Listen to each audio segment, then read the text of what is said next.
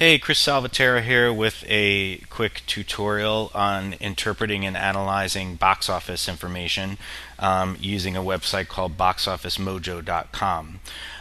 There might be other sources used by hardcore financing and distribution people in our industry, but to my knowledge, Box Office Mojo has pretty much become the industry standard.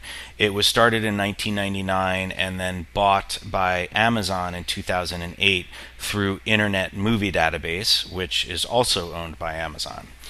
Over the years, as box office has become more and more of a priority and as a result has become more heavily covered, Box Office Mojo has done a really good job, I think, of cross-referencing its info and expanding its offerings, adding new features, etc.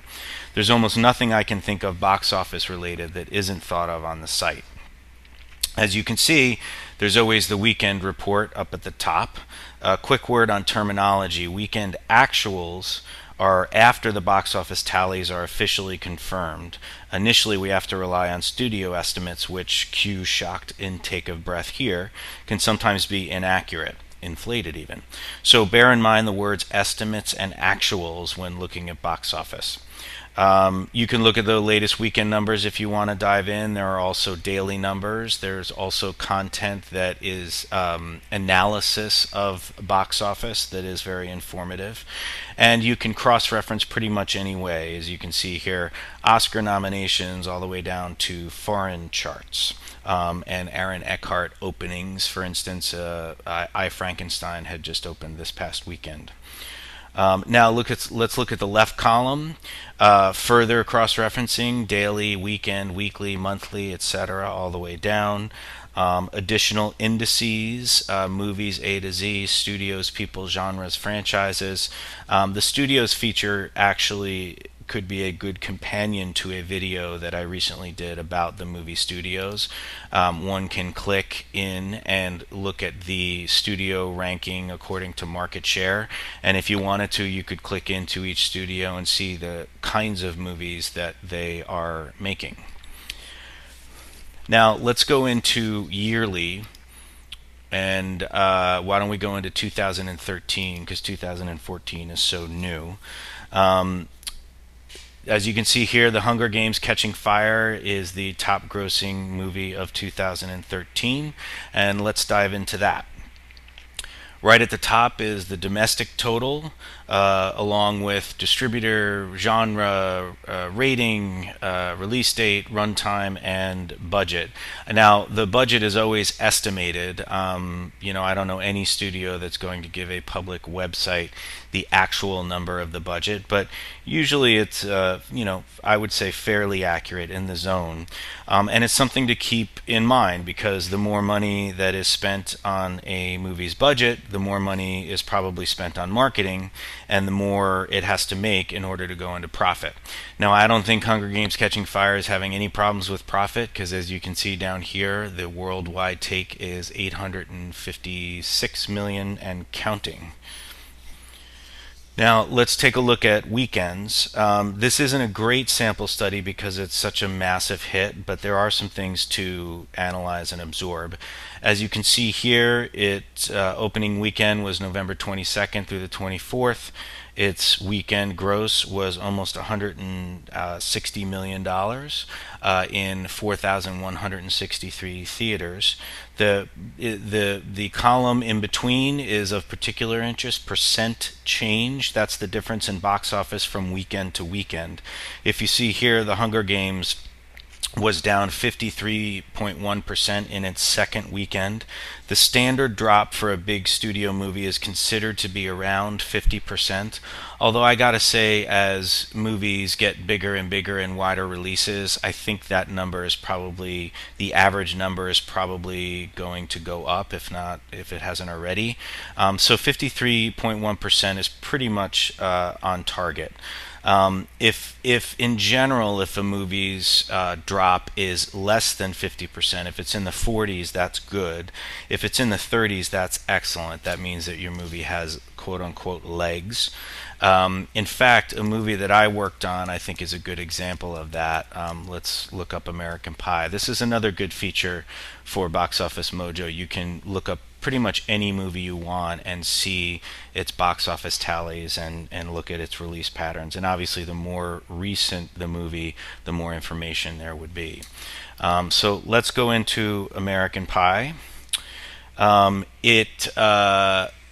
see, let's go into weekends.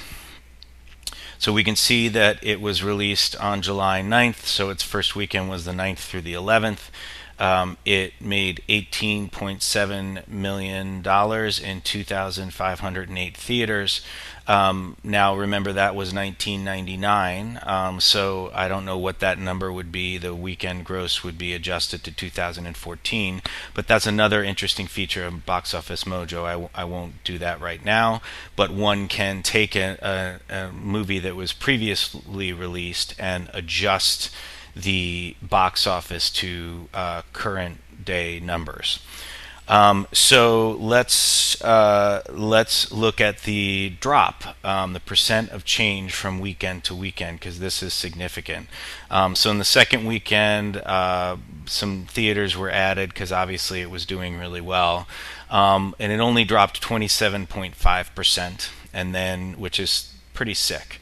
And 25.4% in the following weekend, 32.9. So as you can see, it just held really, really well, and is an example of, or a testament to how many people were talking about it and telling other people to go see it. Now let's do an analysis of something a little bit more recent. Lone Survivor. It took me a while to see this movie. My apologies to my friends at Universal. But I finally saw it, and I really loved it. I think it's a really good example of a film that was embraced by the public and has held nicely and deservedly, in my opinion. War-themed movies have had a spotty go of it in recent years. There are different theories as to why. I have my own.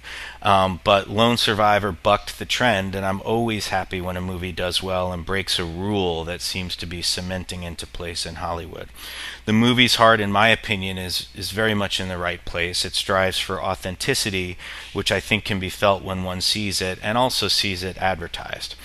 It's a tale of heroism, and there are loads of action. There is loads of action, obviously. I also read that the filmmakers, as well as Marcus Luttrell, whose story it is, traveled around America to promote the movie. So let's look at its trajectory. The estimated production budget was $40 million. It was released on December 25th of 2013, but only in 2 theaters. And so its first weekend was December 27th through the 29th in 2 theaters. So it was for 2 weekends, it was in 2 theaters. And then it expanded wide to 2,875 theaters, January 10th through the 12th, which would explain its percentage jump, 44,504% jump. That's pretty good. And it opened to 37.8 million, 37.9 million in its first weekend in wide release, which is outstanding, especially for January. Now, what we can do here, which is an interesting exercise, is click through to its first weekend in wide release and see what the competition was. So you can sort of analyze that. As we can see here, let's look over to the right column. These are the weeks in release that the movies were in. As we can see, Frozen, as phenomenal a hit as it was, had been in release for 8 weeks, so there's not a heck of a lot of competition.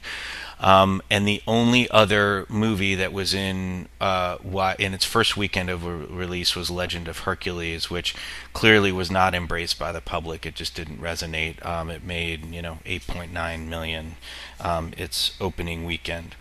So with Lone Survivor, obviously there were many different elements that led to its success. It was made responsibly for not a lot of money, if we're to believe that production budget number.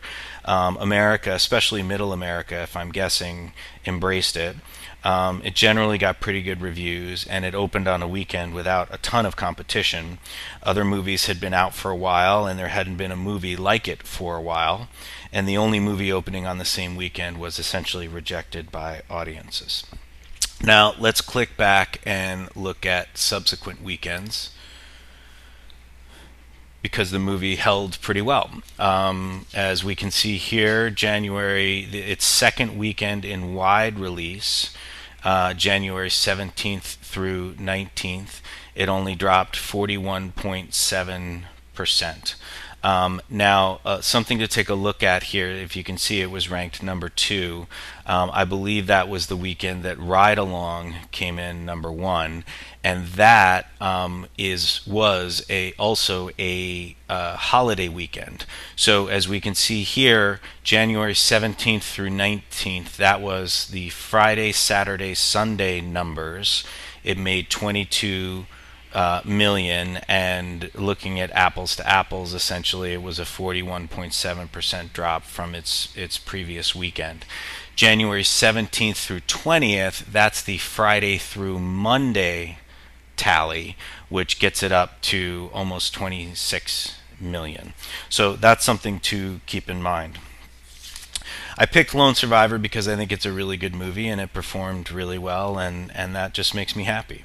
Now, I realize there are probably diminishing returns on a video of me navigating a website, so that's just a snapshot of what it can do. We could be here for hours exploring the site, and sometimes, frankly, I am. But to sum up, Box Office Mojo is a tremendous resource. Yet another way that the internet has brought the movie business to your fingertips. If you're interested in the ways the movie business works, I suggest that you use it as often as possible. Take a look at least once a week, perhaps on a Monday or Tuesday, and see what happened over the previous weekend. And like I said, you can also look at movies that you've seen previously and how they did. It'll help you start to get a sense of what movies work and what movies don't work. There are nuances that we can never know from, of course, looking at a public website and not being within the walls of the companies that are making these movies, but it certainly helps to build a basic understanding. And if you want more info on theatrical release strategies, check out my video on a movie's theatrical release. That's all for now. Thanks for watching, and look for more.